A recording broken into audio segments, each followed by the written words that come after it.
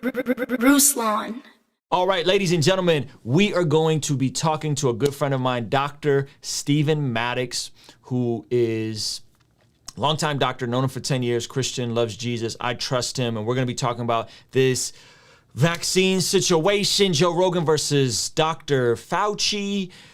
Should healthy people get it? Should they not? How can it affect other people? We're going to talk about this. We had him on about a year ago when this entire thing broke out, and we're going to have him on now. Now, just so we're clear, if you're on here on some Mark of the Beast vibes, on some, they're trying to get your DNA and kill you vibes. Okay, just click out of this video right now. You're probably not going to enjoy this video, okay? Don't troll the comments. Don't troll the chat. If you are here with an open mind, if you are here not starting with the presupposition that, oh, the powers that be want to control, and this is population. If you're not starting from that presupposition and you're just a open-minded individual like myself who wants to learn and educate myself and make the very best decisions that I can make for myself, my family, and those around me, this is going to be for you, okay? So, guys, I did a video about this yesterday. Joe Rogan saying that healthy 21-year-olds should not get the shot. I'm trying to, so we don't get demonetized. And now we're going to be talking about this with an actual medical expert, because I am not an expert, okay? I probably don't know what I'm talking about.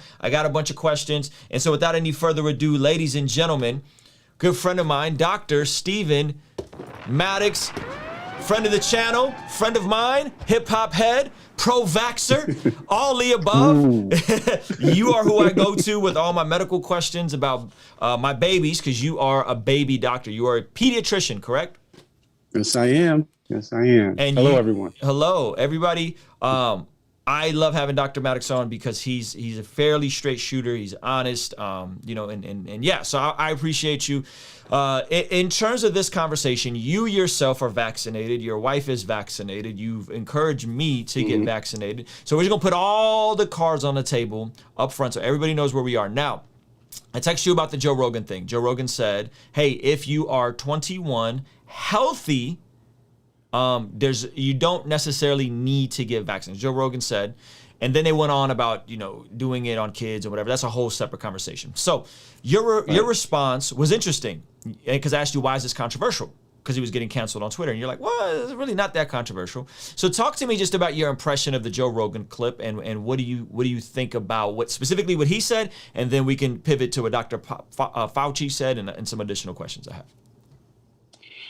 Okay, so I think, first of all, we all know by now, a year into this, that the younger you are, the healthier you are, the less likely you are to have a severe reaction to COVID-19. Mm-hmm.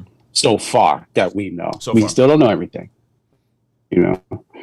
So on one level, when you hear Joe Rogan say, "Oh, healthy 21-year-olds don't need to get the COVID vaccine," like I said, it didn't blow me out the park as being totally out there. I don't know if you need to be canceled for that.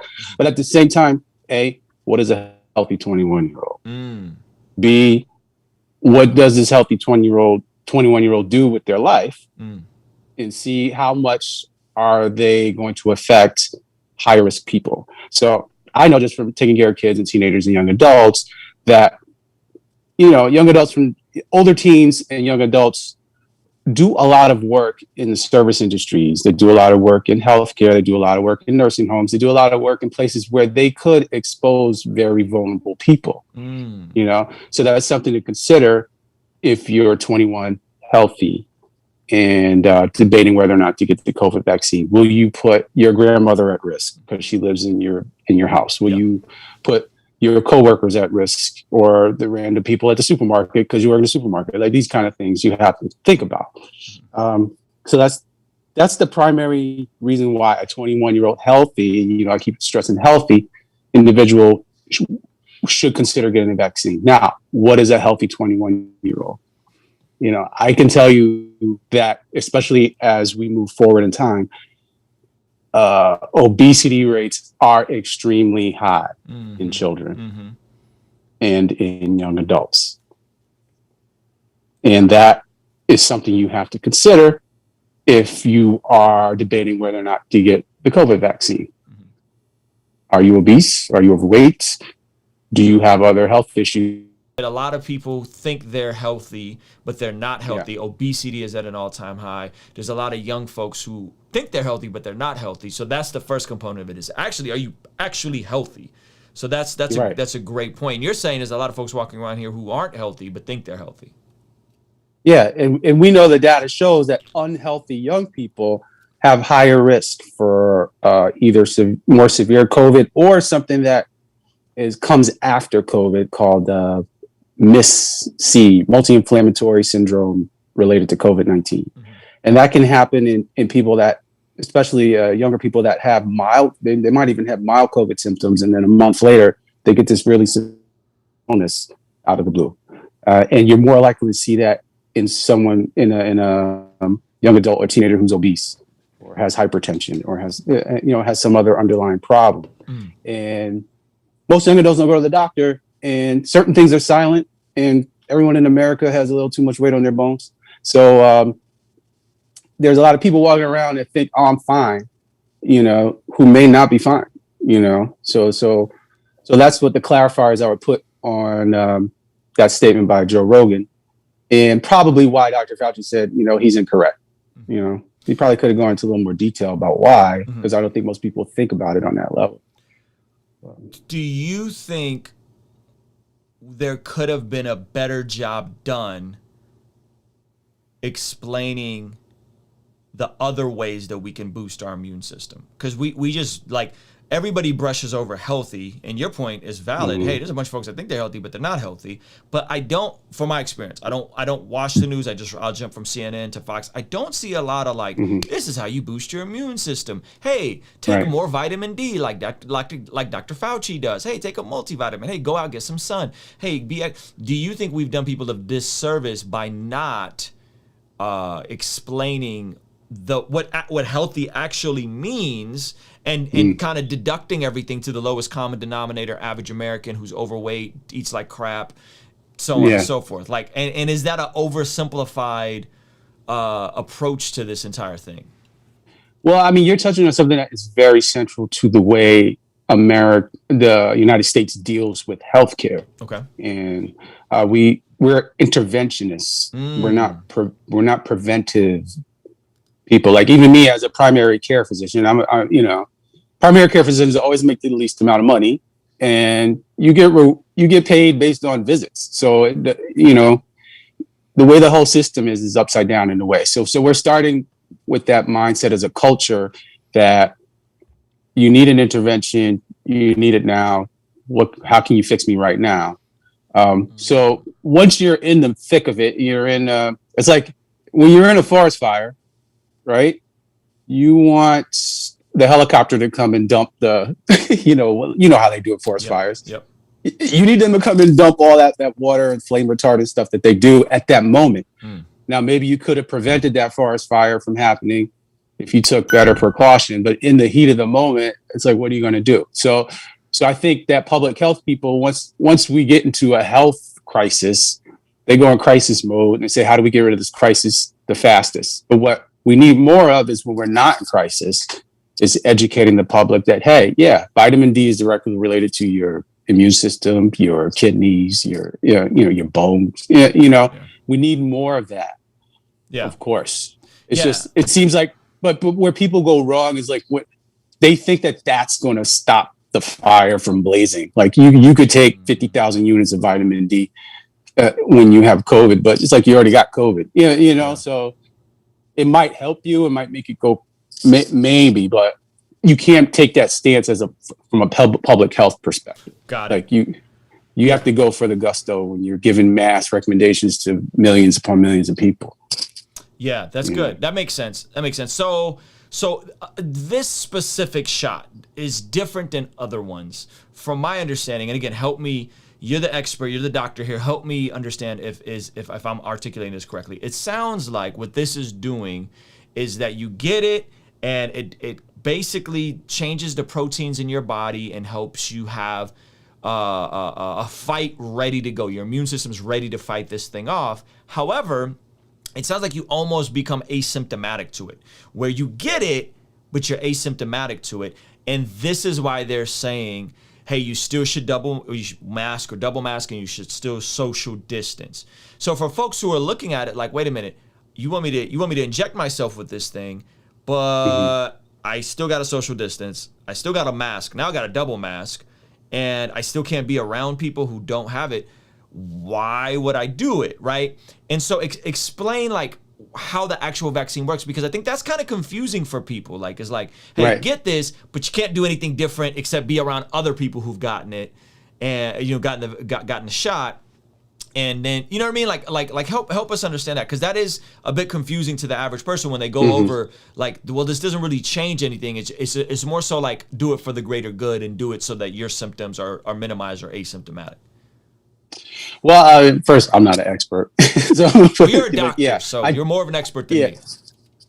So the way vaccines work is, by one way or another, they get your body to perform an immune response by mimicking an infection in a way, but in a way that's much weaker and typically not going to cause as many side effects. Now, anything can cause side effects at any given time to any given person. Like, when you look at the amount of people who react to peanuts, you know what I'm saying? Right. So of course, there's always going to be someone, unfortunately, that has a severe reaction to a vaccine, you know? But again, we're looking at public health measures and big numbers of people. When you weigh the risk and benefit, it typically usually there's more benefit to the vaccine than trying to wing it. Right. So when you hear statements from public health officials, they're very cautious about what they say, because they know that this is all new and this is all moving very fast. This isn't while it's not, and the other thing, it's not actually a fully brand new vaccine. They've been working on coronavirus vaccines since the SARS epidemic back in 00s or whenever that was. You had SARS, and then you had MERS in the Middle East. And so that helped them a lot in making this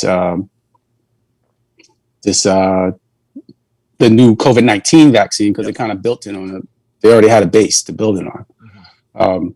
But it's still fast in terms of vaccine approval world, which is why I think what they do is they err on the side of super caution and then start peeling back precautions over time. Okay.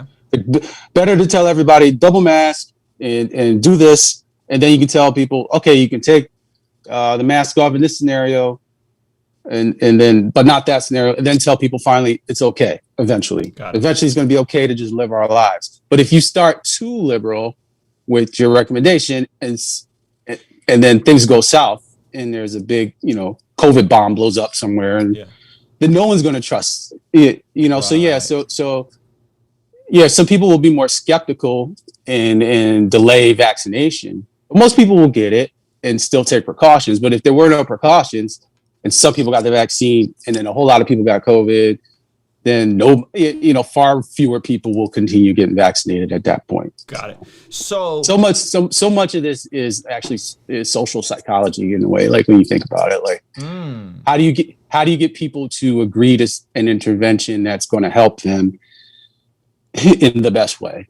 It's interesting. So there's also the issue of this not being officially FDA approved. It was approved under an emergency use thing. So that's also like, this isn't, even though they have been working on it for a while, which I was familiar with because they had some of the code from the first SARS and all that kind of stuff. If it's not FDA approved yet, which hopefully it will be soon, and from my understanding, the vaccine makers also have 100% protection in case something goes wrong, right? Why is that second part there, right? And if you're looking at people who are hesitant, like I'm a wait to see kind of guy, right? I'm just kind of waiting it out. I'm going to delay it as long as possible. We're going to see. Why not lift those two things? Why not officially approve it by the FDA? So that way, not to say like the FDA is the gold standard and like there hasn't been other stuff that's been approved that hasn't had side effects, and then also like, why is there this weird like, well, they can just get away scot-free if anyone gets ill or whatever, and the vaccine makers can't be held accountable? So vaccine production in general, the second part of what you're talking about is applies to all vaccines. Okay. Actually, Okay. It's not a new thing that came about with COVID-19. Okay. Basically, once vaccines were created and were deemed beneficial, the government had to find a way to get drug companies to buy into producing them because they're very costly to produce. Okay. And and by the nature, you can't, there's some drugs you could charge $10,000 a shot for. Like you can't do that. Like it's against the public good to overcharge to make up your losses, for vaccines. Like there's just not. There's the common good aspect of it, and then there's the how do you get financially driven companies to buy into doing something for the common good? Well, you kind of have to give them not a way out, but a way in which they won't get hit with the multi-billion-dollar lawsuit if something goes south with it. So it's not that drug companies get off, and you might want to, might have to look further into this, but they don't necessarily get off the hook, but they pay into a fund that's managed by the government. Millions upon millions of dollars. This applies to this as well. This vaccine applies to that fund. So if you unfortunately are someone who has a severe reaction, it's not that you won't be compensated for it, but you can't do a class action suit against the drug maker. You go to the government and they have a whole system to decide where there was true reaction, and then they will award you money. And people might be like, well, that's like a what do you call those things? Like it's like a fake court, blah, blah, blah. But what people don't realize in other countries, like, because everyone wants socialized medicine, they want this and that. Part of the deal with other countries is that there are limits on what you can sue people for. Like the United States is the only place where you could sue whoever you want for however much you want.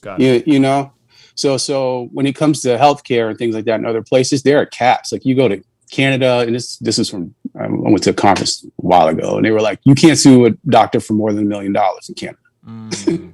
Period.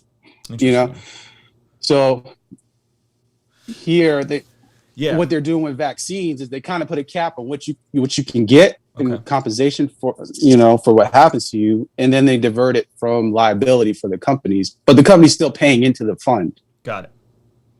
Okay. So that's helpful to know. So now let's talk about so if we go back to the Joe Rogan quote, if you are healthy, 21-year-old, I added the caveat, you're not traveling and you're not moving around the country. You're not exposing yourself to elderly people, grandma, grandpa, working in a nursing home. And again, maybe that's such a small amount of people, right? Maybe that's a smaller amount of people than we would assume, right? So, would you then say that that statement, if we add those caveats, you're actually healthy, in shape, you're within the BMI, body mass index, you aren't working in a nursing home, you aren't around grandma all the time or around people with other conditions, would you say that person could delay or just not get the vaccine and it'd be okay? Oh, I mean, I'm not going to go flat out and say, yeah, it's okay, do what you want, because there's always a risk involved in daily life, and I would say I wouldn't be down that person's throat all day, every day. You got to get this vaccine, like I might be, say, a 21-year-old diabetic, or someone with, morbid obesity or that, I'm going to be more aggressive with that higher person. Risk categories of people. Yep. And then I'm going to still recommend that they do it just for the greater good, because, hey, you never know who you're going to come in contact with. Right. And you never know what's going to happen to you. So it's still, but there's so many people that always want to wait and see what happens. So if that person wants to wait and see what happens, I'm not going to lose sleep over it. Got it. You see what I'm saying? I'm going to give still the same recommendation, but I'm going to be a little more, not want to say aggressive, but a little more intentional with the person who I'm really worried about health-wise. Got it. What do you think could be done different to help with some of the hesitancy? Like, what do you think they could articulate different to help? Because I like when you talk about the risk reward thing. I think that's a very legitimate argument. You just kind of gotta, factor that in. There's a lot of people that are going to push back and say, my body, my choice. Why create this social pressure to inject me with something? What would be some of the other things you think that could just, from a PR standpoint, could be articulated better to kind of lessen some of the hesitancy? I think one of the things I do, and as you know, because we have discussions all the time, is I'm not afraid to have a discussion with someone who has read something somewhere and they want to know my opinion. Well, what do you think about this? What do you think about that? And I think the medical community it's tough because it can be quite taxing because people come at you with all kinds of information all the time. But if the medical community and, public health officials were maybe at the outset a little more open, said, come to us with your concerns and then we'll address you on your level, which is hard to do. I think that helps a lot of people's, open up their perspective. If they see you're willing to listen to what they have to say and come back to them in a kind way with what you disagree and what you agree with about what they're bringing to you. Yeah. That makes a big difference. Now, there are people that are just going to do what they want. Yeah. Yep. Either way. Yeah. So we're gonna do some of you guys' questions, but this was kind of a question that I think has came up. If the vaccine doesn't stop you from contracting the virus, anti-vaxxers are gonna be like, well, what's the point of getting it, right? I think the point that you're saying is, hey, you will get it and be asymptomatic or have no symptoms, but it prevents you from also spreading it and potentially putting vulnerable people at risk. That's the logic, is you're taking a greater responsibility for the other people that you're going to come into contact with. Yeah, like this is a good thing, like to compare to the flu, because a lot of people will debate the flu vaccine. Oh, I got the flu anyway, even though I got the shot. Sure. Sure. And I would say, oh, maybe you did, but have you ever gotten the flu without getting the shot? Like, generally speaking, if you're unvaccinated and you get the flu, you're a lot sicker than if you were vaccinated. And you also probably spread it to a lot more people if you were unvaccinated than if you were vaccinated. So nothing's 100%. A vaccine may not cure you. It may not keep you from getting an infection, but it will make the burden of that infection on your body and on those around you far less. Got it. And guys, by the way, we've said at the opening of this stream, if you're here on the medical community is evil. If you're here on the medical community is evil. If you're here on this is the mark of the beast, like, just click out of this video. This isn't for you. There's no need for you to keep engaging on it. We're trying to have a reasonable conversation with a Christian doctor about this topic and really trying to understand, what is some more of the science behind it and how we can approach it from a cost-benefit analysis. We understand that people are skeptical, and this is why we're having these conversations. And I think, to your point, it would probably benefit a Dr. Fauci to go on the Joe Rogan Experience and have a conversation and maybe really break this down to its very simplest form instead of just going on mainstream media, right? Dr. Stephen Maddox, I've known him for over 10 years. He's a pediatrician. We have these conversations all the time. I've stayed the night at his house. I know his family. Like, this is somebody that I trust, and because I don't know everything, we need to be willing to trust people who have gone to medical school and understand how these things work, right? Instead of starting with the predisposition that this is evil, Now, somebody saying that over 3,000 people have died from the vaccine, that just sounds like utter misinformation. We can look that up and fact check that, but unless you know for a fact that that's true, I do not recommend that you perpetuate that. That is not helpful. What are some tips you could give people for building up their immune system, and be as harsh as you want to be here? Because I think people need to hear some of the hard truth. Eat right. Don't eat a bunch of crap food all the time. Exercise. Decrease your stress. That's a big one. Okay.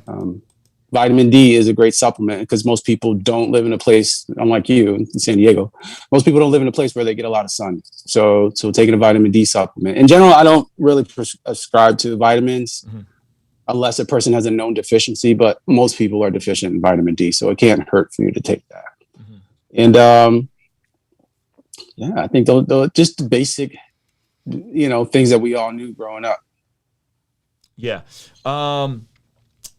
So, by the way, the $3,000 number, just fact checked it. It's hogwash. Don't perpetuate that nonsense here. That is not true. I will fact check you and you will get put time out or potentially get kicked off my page. So don't come here with no misinformation, French sources. I don't play that here. Again, I do not play that here. If you're starting with the predisposition that something nefarious is going on, you need to bounce. Peace. Okay? Do we really want to go down the path of like debunking all the misinformation? Because I think that's another thing.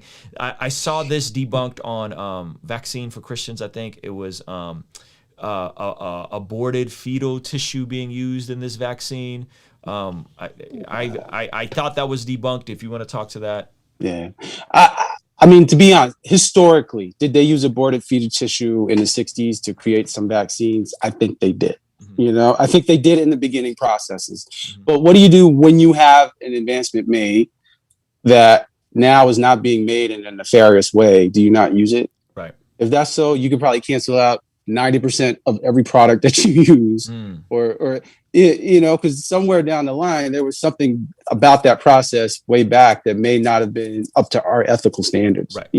But if it's being created currently using proper ethical standards and highly regulated,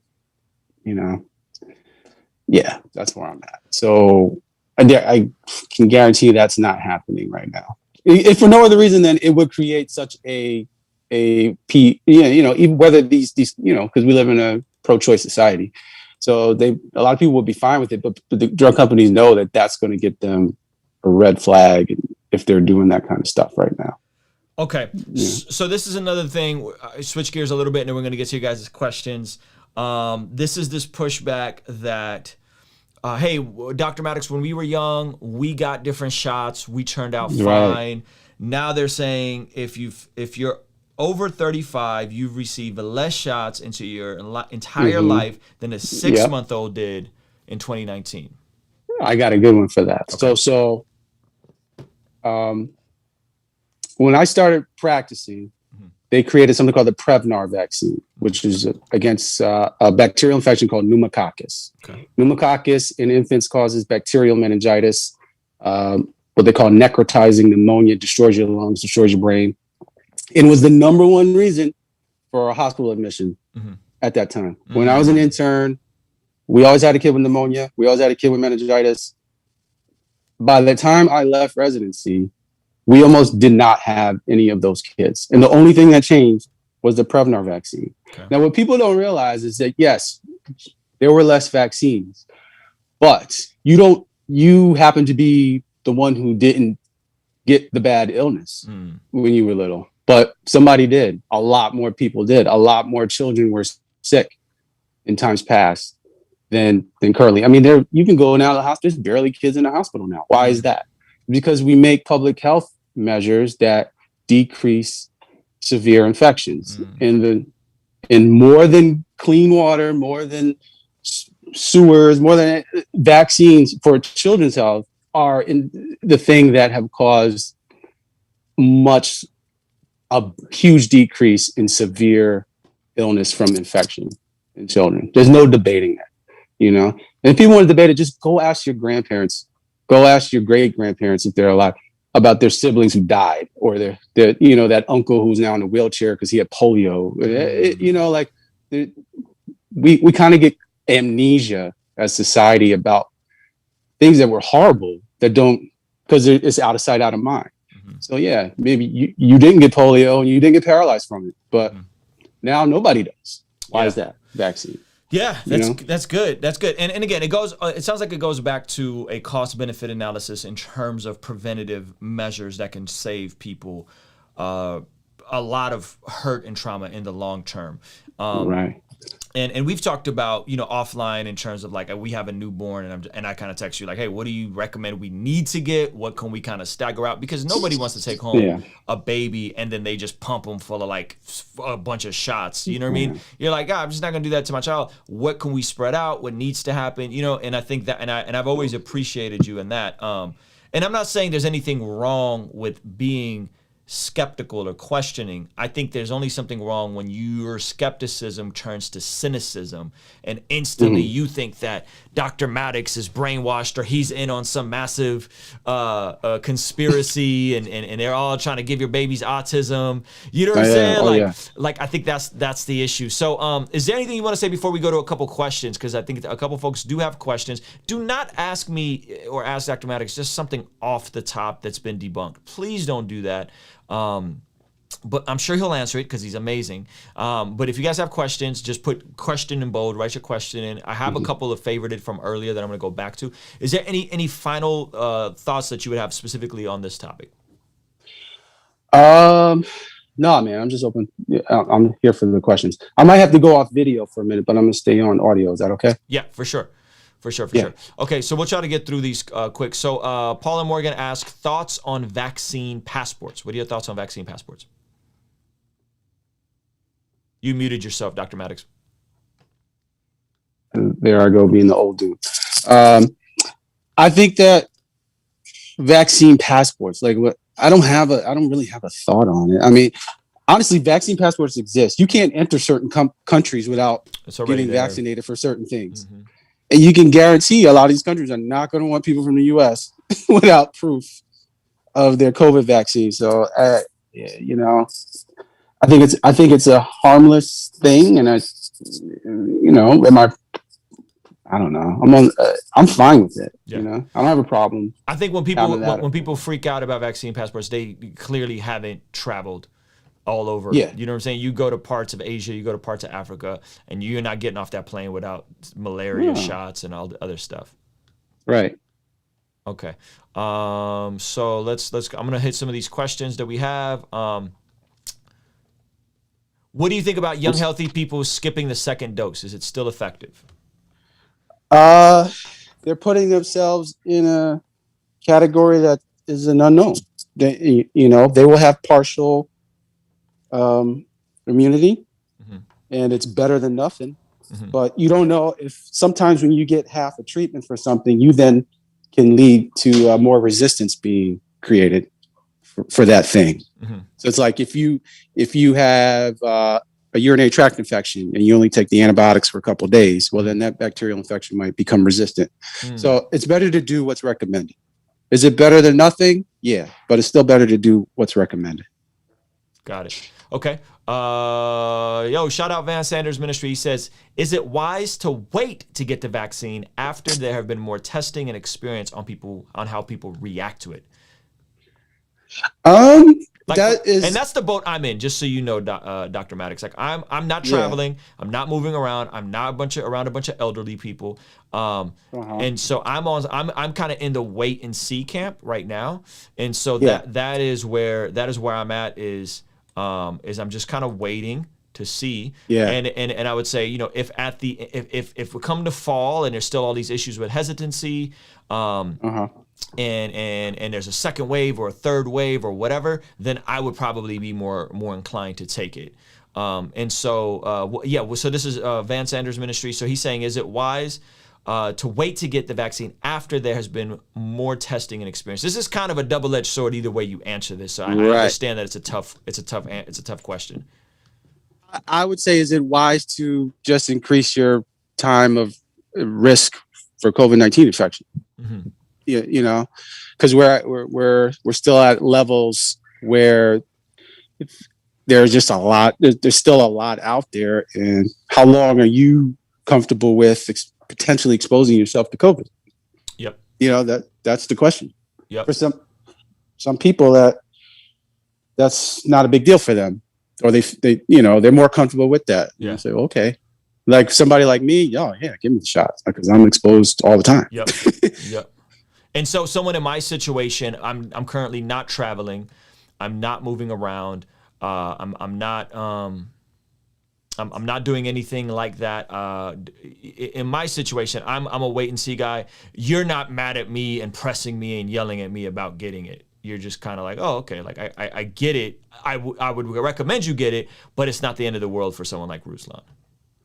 Well, I'm recommending you get it, and I'm not yelling at you for not getting it. That's good. I'll leave it That's at good. that. So that's a reasonable, nuanced position. That's very reasonable. Okay, let's see. I am traveling for airplanes. I'd rather drive to where my relatives are or stay home. That's just me. Okay. Question, pregnancy and vaccination. If you recommend, is it better to do in the beginning of the pregnancy or later stage of the pregnancy? That's an interesting question. Ooh, that is a good question. That is a very good question. It depends on your risk category. Okay. You know, are you someone exposed to COVID all the time? Are you locked down, quarantined in your house and not exposed at all? You know, that's one thing. Mm-hmm. I would say different parts of the pregnancy have different risks. Like your first trimester is when all your organs are created, and you're more likely to have a miscarriage. And I could see why a mom might be hesitant. I've had moms who were hesitant. Mm-hmm. I've had a lot of moms who delayed until they gave birth. Mm-hmm. Mm-hmm. But I would definitely say, if you had to choose and you were in a highly safe situation, then the end of the pregnancy is probably okay. But again, I would defer to OB on that question ultimately. Got it. But with that said, you know, newborns are one of the, I know most in general, kids do well with COVID, but newborns are much higher risk for severe complications. So yeah, if you try to avoid putting your newborn at risk. Got it. Okay. Are we headed towards yearly COVID vaccines and booster shots, in your educated opinion? Forgive me if this was already covered. Shout out to DJ Los. Yeah, I think that's still unknown. I imagine that we will have to have some kind of booster schedule. I don't know what that schedule is going to be. You know, I don't think COVID is like influenza with flip switches every year. It comes back brand new, Mm-hmm. which is why you got to get a new flu shot. Mm-hmm. But again, we might find ourselves in that scenario. Yeah. Okay. This is a good one. I'm trying to get it up. Should you get vaccinated after getting COVID? Isn't the body already immune? Therefore, no need. That's a really good question. If somebody's already had it, should they still get the vaccine? That's a good question. I think they know that there is some immunity for a few months after you've been infected, but it's unclear what happens after that, because there have been people who have gotten COVID again, you know, after getting it, you know. So I know right now the recommendation is you wait about, I think, 2 or 3 months after COVID infection, but to still get vaccinated. But that's one of those things we'll know more about, especially as this year progresses with more people being vaccinated. That's good. We'll probably know more about that. Talk about herd immunity. How does it work? Will it work? They're saying 80%, 70 to 80% either have had it, have antibodies, or have the vaccine. We get to herd immunity. That's the number that Dr. Fauci has been throwing around. What is your thoughts on herd immunity? Is it going to happen? What do you think about that?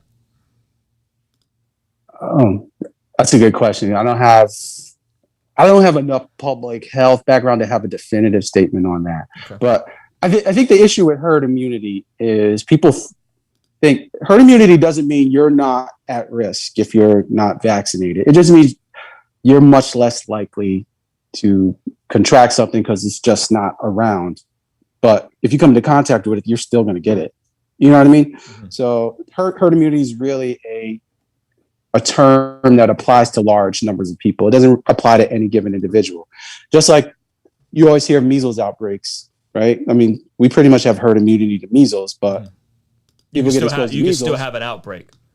You still have an outbreak. Yeah. It's just on any given day, you're much less likely to see measles on the street, you know? Yeah, that's good. Okay, we got a few more questions, Dr. Maddox. Let's see. Question, could you explain? We already talked about how the vaccine works, and we're not going to go down the rabbit hole of 5G, please. We did the entire stream was about how the vaccine works. You're late. Question, what do you think about young, healthy people? Okay, we already did that. Hold on. Sorry, guys. I'm trying to catch them all.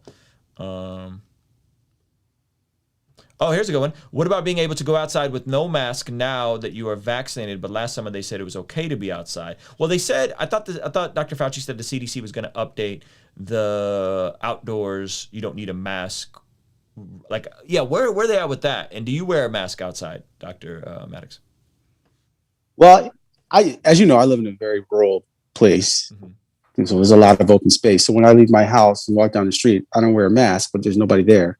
You know, if I'm in a large park that doesn't have a lot of people, I don't wear a mask. But I did go to Philadelphia with the family a couple of weeks ago, and and you realize, hey, wow, people are pretty close. So we wore a mask outside. But I just yesterday the CDC came out and said that if you're vaccinated and you're outdoors, and then the risk of you, getting COVID outdoors is much less likely, so that you don't have to wear a mask. So I think that's as far as the recommendations go right now. So for vaccinated people who are not in super large gatherings, they don't go to like a thing with 1,000 people. But if you're just hanging out in your yard or at the park or something, then odds are the COVID's not going to infect you in that way. So that's good. Has there been any signs of the vaccine having an effect on fertility? Interesting. I haven't heard anything about that. I keep hearing that from patients and friends and stuff, but I have not heard anything from the medical community that it's causing infertility.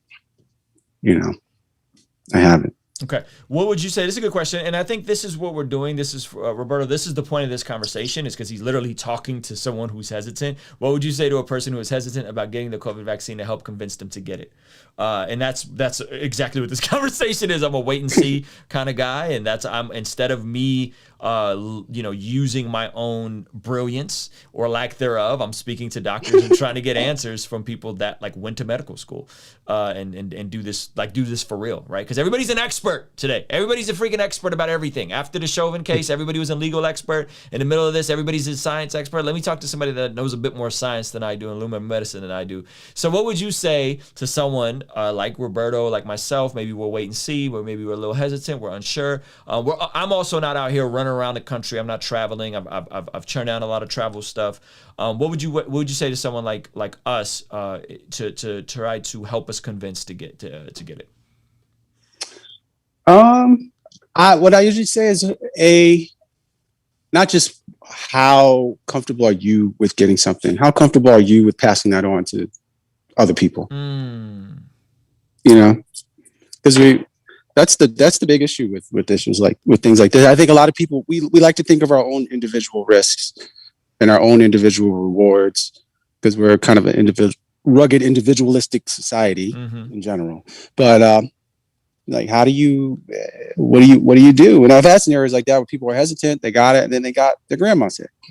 It's like, how'd you feel about that? You know what I mean? And some people, they're willing to do that. They're willing to go that far. Yeah. I think most people will at least hesitate and think about the other people in their lives that they put at risk. Yeah. What if the elderly in a nursing home have been vaccinated? Is it still necessary for the workers to get vaccinated?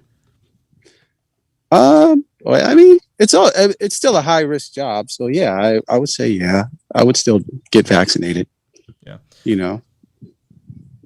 Young and healthy people get the vaccine to protect those who have trouble beating COVID. Why not just make sure compromised people get the vaccine? So this is a big question. We get this all the time. If you're healthy, right? And we've this is asked and answered, Brian. But for the sake of this, you feel you can answer it again. Yeah, I would say there are people that are compromised that can't get vaccinated at certain times, or maybe they're on chemo and their immune system's suppressed. You know what I'm saying? So maybe they can't. That's why you should still do it, even though, it'd be great if every compromised person could get a vaccine. But there's a chance there's a lot of people out there who would get a vaccine and can't, or it won't be as effective, so it's worth doing it for those people. Yeah. Okay. Somebody asked, can you talk about mRNAs? This will help people understand the vaccine is not brand new. Someone that's came up a couple times. The mRNAs. I'm not sure what mRNAs are, but I'm assuming you do. Yeah. So mRNA is called messenger RNA. RNA, basically, if DNA is, I'm trying to put this in layman's terms. DNA is like your code. You know. Yeah. The mRNA would be your. I'm trying to put this in terms that people would understand. It kind of like delivers the message to the parts of your cells to create the proteins that the DNA is coded for. Mm-hmm. You know, so mRNA, the DNA codes for the RNA then goes to some enzyme. The enzyme makes a protein. So that's what mRNA is in general. And in terms of the vaccine, basically they're kind of mimicking the mRNA that would then go to produce antibodies for the vaccine. Mm-hmm. So it kind of gets, you kind of get in the woods there with molecular biology. Yeah. And guys, just again, this is the thing about like get healthy, right? Like I'm all for talking about getting healthy. We talk about it all the time on the channel. The truth is most people aren't. Most people are overweight. Most people aren't eating well. So what the experts and the scientists they're attempting to do is they're trying to break this down to the lowest common denominator, and why they should, most people who aren't healthy, why they should get it to protect themselves and to protect the vulnerable around them. We covered this at the beginning. I hate to keep rehashing this over and over, but this is why we're talking about this, is because, listen, you usually think you're much healthier than you are. If you don't believe me, go get your body fat percent checked. You may think you're healthy, and go look at yourself on the BMI index. Majority people, it aren't. You know what I'm saying? You're just not. And so I think that's the tough part. Okay. What would you say to people who are not getting the vaccine because they're worried about the potential long-term effects? I'd be equally or more worried about long-term effects from COVID-19. You know, that would be my worry. My biggest worry before I was vaccinated about getting COVID was not necessarily surviving COVID, but was then getting a stroke or having a heart attack or having kidney failure.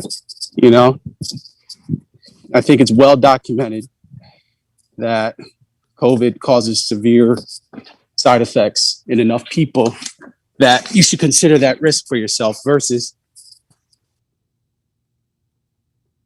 I think we lost him. Okay. It's a good question. Guys, yeah, I mean, I think. Oh, my bad. Are you good? Sorry, I put myself on mute. Okay. Where'd you lose me? I forgot. You could just jump in halfway. No, I was saying you have to consider the risk, the long-term risk associated with COVID-19 itself. Yes. And it's well known to cause kidney damage, heart damage, strokes, you know, and that's not something I want to be wondering if it's going to happen to me. Yeah, a lot of people are asking about why is the recovery rate so high. I know there's been some change of science on this in terms of like, guys, vaccines don't do anything. And then it was like only masks don't do anything. And then it was like N95 masks do something. And then it was like, oh, everybody got a mask. Now you got a double mask. Initially we thought this was going to wipe out, you know, a huge population. Now there's a higher survival rate. Can you explain that? Listen, this science is fluid. It's not static. It's not absolute. Things, you get new information, you get new data, things change, and you eventually course correct. Is that a fair assessment on why we've gotten some of this stuff that's kind of changed, evolved? I think you hit the nail on the head there. You know, it's fluid. We learn more, and we have better interventions over time. Yeah. You know. Yeah, that's good. He's are you driving? You're making me nervous with the driving. Okay. No. I gotta get my kid to soccer practice, so I'm just sitting in the car right now. Oh, cool. Robbie said we don't really know that much as regular people. It's still okay for us to question. No, Ruslan was talking about this yesterday. Yeah, it's okay to ask questions. I'm asking questions, guys. That's what we're doing. We're asking questions with someone that's smarter than me. And smarter than most of us, because he actually practices medicine. And I think that's healthy to do. Malik asks, should asthmatics get the vaccine? Does side effects of trouble breathing concern me? I'd be much more worried about COVID-19 causing you lung damage. So yeah, I would get that vaccine. Yeah. Yeah, and if you've ever had someone who is asthmatic go into the hospital, like I got a family member that went to the hospital with a collapsed lung, and had to go back to the hospital because she was asthmatic. So like if you got a preconceived, a pre-existing condition, you gotta really consider taking this thing, because it's, and she was in there for like 2 weeks, got out and went back in for another week. And it was scary. Like it was bad. Like it was really bad. It was scary for us. I didn't talk about this publicly, but this isn't nothing to play with. You know what I'm saying? This ain't nothing to play with. So yeah. So listen, guys, the science isn't going to be perfect. That's what science is, right? I just don't think we should start with the preconceived notion that people people are malicious, that medicine is inherently evil, that doctors are brainwashed. Like if you're starting with a preconceived notion there's some other issues with your worldview that you need to adjust, in my opinion. If you're starting with the man's going to get you and kill you and this is population control. So that would be my advice to a lot of you guys. Like you got to really think through some of your worldview. Would there be any circumstances where you would advise someone not to get the vaccine? Well, yeah, there's people that can't get it, right? Like if you're going through chemo, I don't think you can get it, right? There are like specific instances where people like absolutely cannot get it. Do you want to speak about some of those? I really think it depends on the individual, and they have to have that discussion with their provider. I mean, yeah, there's some people that have weird immunological conditions where vaccines cause them major issues, so they should really have that discussion. You know what I mean? Or like you said, if you're immunosuppressed, then it's probably not the right time for you to get a vaccine for anything. Mm-hmm. It's not going to really do anything for you. Somebody said that's really a case by case. Yeah. Go ahead. Somebody asked about they had a friend who's 55 have a mini heart attack, and doctor said here it was a bad reaction to the vaccine. Is this a rare case? I would imagine that to be very rare. Extremely rare. I mean, we've seen the cases that they publicize, and it's less than 20 cases, countrywide of severe reactions. Which is when you think of the grand scope of things, there's millions and millions of people that have gotten a vaccine. So it's tough. It's unfortunate. There's just nothing that's going to be 100%. Right. With anything. Right. And yes, for sure. And guys, you're trying to hedge your bets. You know what I'm saying? And you're trying to hedge your bets on something like this. So I think that's a fair point. Shoot, I had another good one that I cannot think about. Testing. Somebody asked about testing. Dr. Maddox, why aren't we doing more for testing? Meaning that why is there not more rapid testing available to people who want to maybe not get it, right? Because if there's if herd immunity requires 80%, 20% don't get it, why can't those 20% just always be rapid tested if they want to go into a movie theater, if they want to go on vacation, if they want to do that? Why? And is there something wrong with the test? And why are we not looking at rapid testing as the way to open up theaters and open up concerts and all that kind of stuff? I think also that's one area where science is continuing to evolve. I mean, there's far more rapid testing now. A year ago, there was no testing in most places. Mm-hmm. So yeah, you can get a test now and know within 12 to 24 hours. I can imagine we will get to a point where unvaccinated people will probably have to be screened before they enter certain places, like movie theaters. Mm-hmm. So I don't think that's not going. I think that probably will happen. It's in fact already happening with travel. Like if you want to travel to Jamaica or another country, you got to get tested before you get on a plane. So I just see that happen. It's probably going to happen more frequently. Yeah.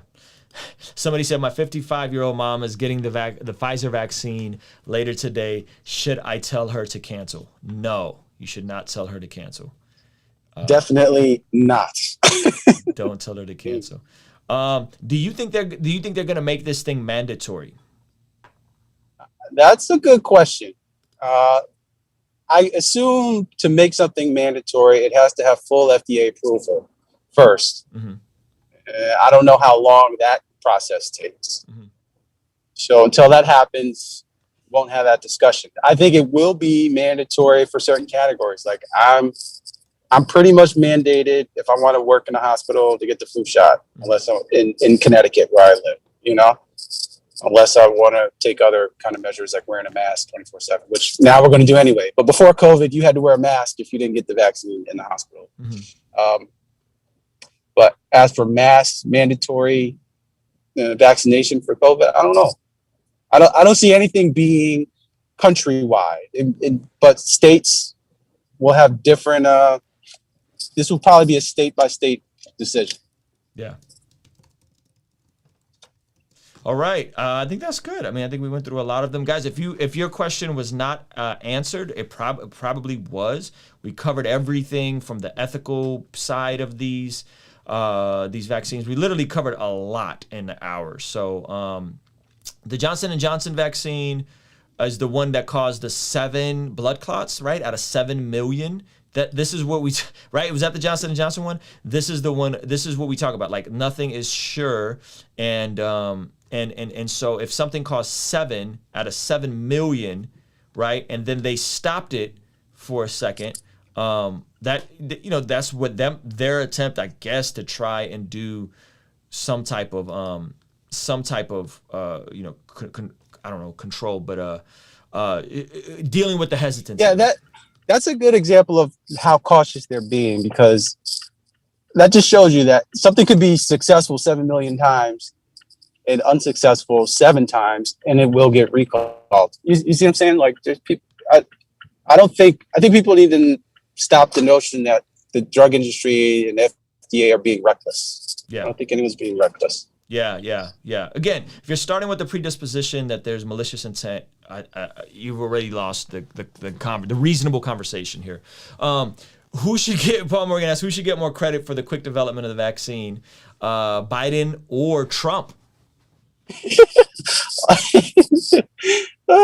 That's a great question, because it's funny. I don't know. I don't think any president should get credit for the vaccine. You know, it should be the people that were doing the hard work to create it, the public health people, the pharmaceutical people. The politics of it's irrelevant. I think whoever was going to be the president during the pandemic was going to be in the same boat. Mm-hmm. It doesn't matter that it was Trump or Biden. Yeah, that's good. Okay, and we'll end with this question. Hold on. Okay, so in your own mind, how long does he think the crisis situation will last once the vaccine is administered to a majority of people worldwide? How much longer do you think this is going to go on? Masks, lockdowns. What are we looking at if you were just to take a guess? And that's all this is, guys. Don't be mad that if in 6 months the science changes or whatever. Like, that's how this works, unfortunately. What would your guess be? I mean, this is a huge guess for me.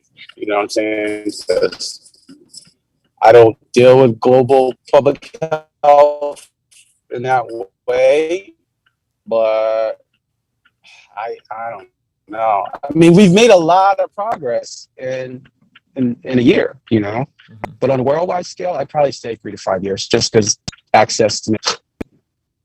Sheesh. You get that? So 3 to 5 years on a global scale? Gosh, that sounds daunting, man. I'm totally guessing.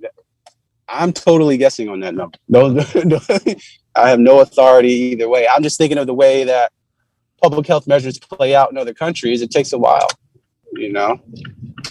It can take a long time. In America, how long do you think until America, Europe, that this is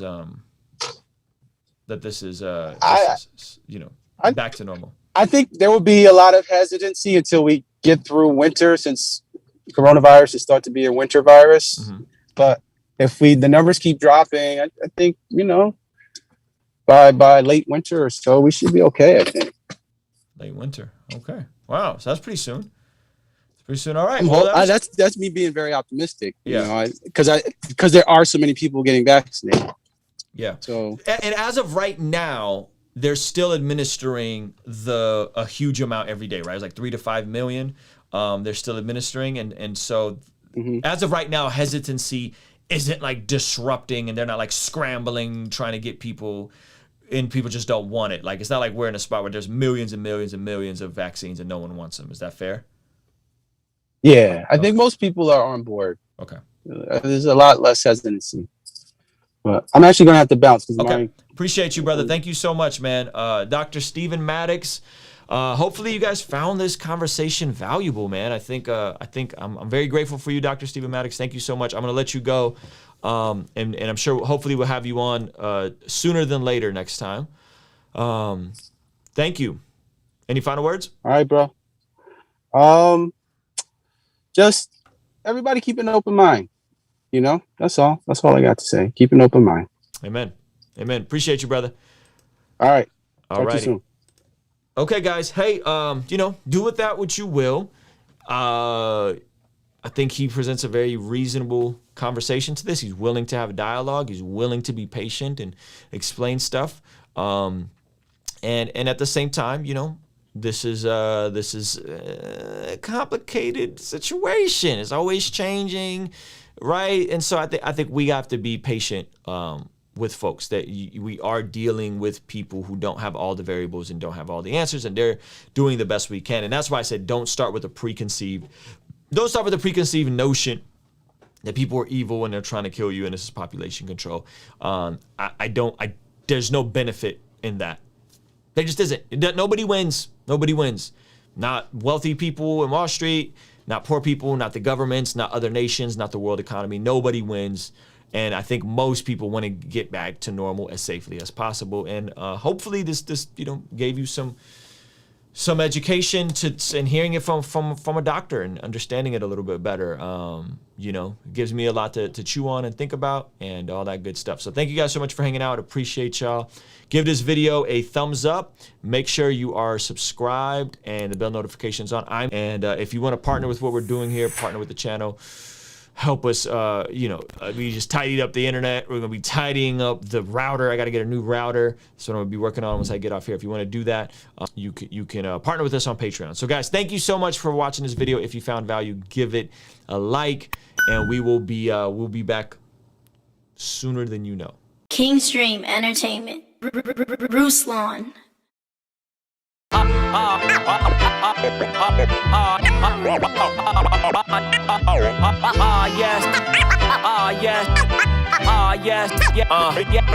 saw my mama smile through the silhouette. Sunshine and all, but she don't know that I still feel like we ain't made it yet. No, I ain't lying at all.